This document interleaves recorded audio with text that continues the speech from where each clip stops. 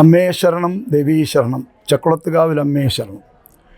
ബാംഗ്ലൂർ മാതവാര ചക്കുളത്തമ്മ തിരുസന്നിധിയിലാണ് നമ്മളിപ്പോൾ നിൽക്കുന്നത്.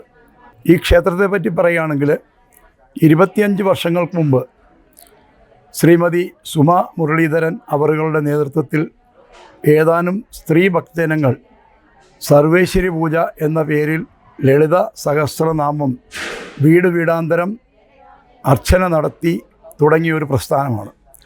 പിന്നീട് തിരുവല്ല മൂലസ്ഥാനത്തു നിന്നും ചക്കുളത്തമ്മയുടെ അനുഗ്രഹത്താൽ ഇവിടെ ഒരു ക്ഷേത്രം പണിയുവാനായിട്ട് ശ്രീമതി സുമാ മുരളീധരൻ അവറുകളുടെ പ്രിയ ഭർത്താവ് ശ്രീ CK മുരളീധരനും കൂടി ചേർന്ന് ഇവിടെ അമ്മയ്ക്ക് ക്ഷേത്രം നിർമ്മിക്കുവാനായി 2400 സ്ക്വയർ ഫീറ്റിൽ ഒരു സ്ഥലം നൽകുകയും ശ്രീമതി സുമാ മുരളീധരൻ അവറുകളുടെ ഉപാസനയുടെ ഫലമായിട്ട് പിന്നീട് ഈ ക്ഷേത്രം ഇവിടെ നിർമ്മിക്കപ്പെടുകയും പിന്നെ വളരെയധികം ആളുകളുടെ സഹായത്തോടും സഹകരണത്തോടും കൂടി ഈ ക്ഷേത്രം ഇന്നത്തെ നിലയിൽ എത്തിക്കാൻ കഴിഞ്ഞു.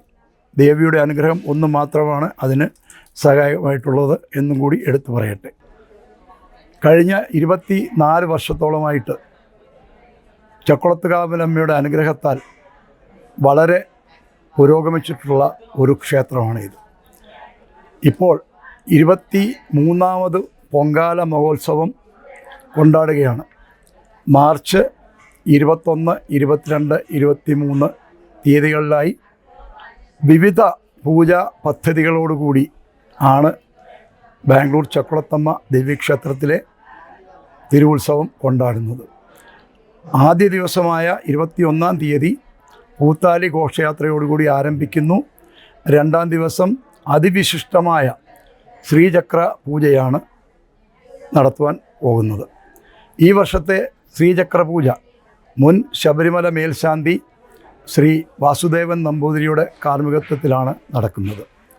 3ാമത് ദിവസമായ മാർച്ച് 23-ാം തീയതി ദേവിയുടെ ഇഷ്ടവഴിപാടായ പൊങ്കാലയ്ക്ക് നാം സാക്ഷ്യം വഹിക്കാൻ പോകുകയാണ്.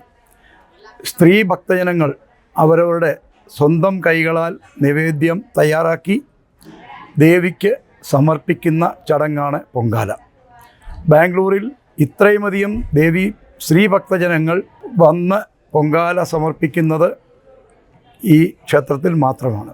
ഇത്രയുമധികം സ്ത്രീ ഭക്തജനങ്ങൾ തടിച്ചുകൂടി പൊങ്കാല എന്ന ഈ മഹത്തായ സമർപ്പണം ദേവിക്ക് മുമ്പിൽ സമർപ്പിക്കുമ്പോൾ ഈ നാടിനും ഈ നാട്ടിലെ എല്ലാ ജനങ്ങൾക്കും അത് സർവ്വൈശ്വര്യം പ്രദാനം ചെയ്യുന്നു.